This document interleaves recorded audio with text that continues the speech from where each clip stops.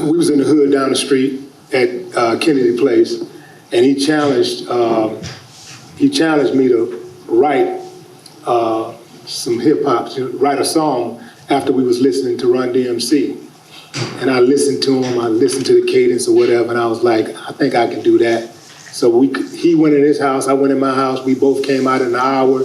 He said his rap, everybody started laughing. I said mine, they started raising their eyebrows, and I knew I had something. But before I go any further, I want to thank and salute you and Donnie Houston for doing this, putting this on. Yes, sir. Yes, sir. Yes, sir. There's been a number of these type of tributes, and I've turned all of it down. You know, after the Grammys. No, don't be messy, Will. Will came in here messy. But I turned it down. But I couldn't turn this down. I couldn't turn down the opportunity to be in the same company with the pioneers, the people that really helped shape and mold hip hop, the culture, into what it is today.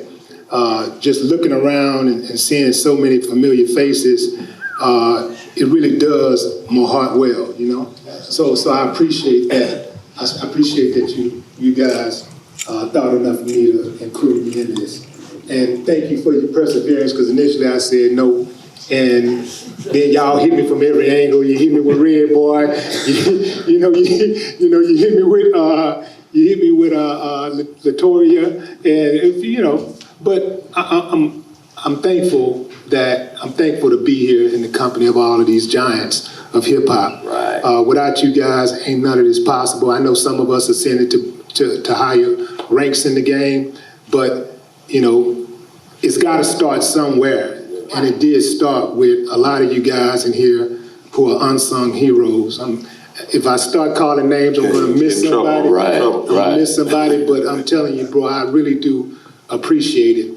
But for me, you know, it started with just a simple challenge. Big Swift. And I did it well, and I started competing in talent shows. And then, you know, I had the first rap that I wrote, it was like 8 bars. And for about maybe 2 or 3 months, I rapped those same 8 bars. I would battle people with those same 8 bars. And every time I get to the end, I'd be like, man, I ain't gonna even worry about you no more. You ain't got nothing for me, you know. But I only stopped because I ain't had nothing else to do. I ain't had no other rhymes. So I just stopped, and eventually I wrote another 8 bars, and then I wrote another verse, then another verse, so that people wouldn't catch on to what I was doing. Is this at the Rhinestone when you were doing this with the 8-bar thing? Can you talk a little bit about that? Because I know you were a part of it. Well, okay, I wanna say this. The song Ballhead Hoes. This guy that's right in front of me, he's partially responsible for that. Because when I came up with the idea to write it, you know, women had just started wearing hair pieces. And, you know, like well, they had already been doing it, but it started becoming more obvious, right? And it was just a few women. I would say about, you know, you go in the club, maybe, you know, 5% of women are wearing these hair pieces and stuff. And so I had this idea to write this song, and it was to deter women from wearing it. I thought that I was going to start a revolution. And I thought the women was going to hear it and be like, ooh, they was going to be so embarrassed that they wouldn't wear the weave and stuff, right? But it was like I put the fuel on the fire. But before all of that happened, I went to Steve, and I said, Steve, I'm thinking about writing this song called Ballhead Hoes. What you thinking? He just bust out laughing. He was like, yeah, write this shit, do that shit. And then I went to R.P. Cola, and I said the same thing to R.P. Cola, and he started laughing. He was like, yeah, do it. And I went to them because they was the host of the Rhinestone Wrangler, which was the biggest and the baddest hip-hop club to ever exist in H-Town, and probably in the world. The Rhinestone Wrangler was the shit, right? And they were the host, and I had a lot of respect for them. And they used to host the battles, the rap battles. So I went to them, and I figured, like, if they would like it, then I'll go ahead and write it. So I went ahead and wrote the song, and I came back the following week and I performed it, shut it down. And after that, people were like talking about me like I was like a real rapper, like I had put a rap album out, like I was getting money.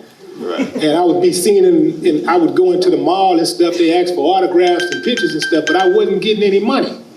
Fast forward, I signed with Rap A Lot, and we're in the studio making my first album, Controversy, and Jay is like, yo, what about bald head hoes? And I say, nah, I don't want to do that. I don't want that on my album. I don't want nobody thinking of me like I'm a comedian or something. I ain't nothing funny about me. I'm finna come with the heat. And Jay was like, nah. This is Jay. Damn, Will. Man, that's the coldest song you got. So I'm like, man, I don't want to put that out there. So we did like we normally do. We took a poll. And, you know, I said, well, wait a minute, let me get my boys in here. So, because at first it was just everybody from Rap A Lot, just Rap A Lot, J people, right? I said, let me call my homies. So I called some of my homies over to the studio. So we got like 20-something people in the studio, and we take the vote.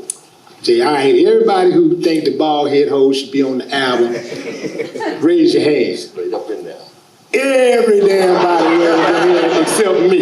Even the people you brought. Even the people I brought. And I said, fuck it, yeah. And that's how bald head hoes became a thing. That's amazing.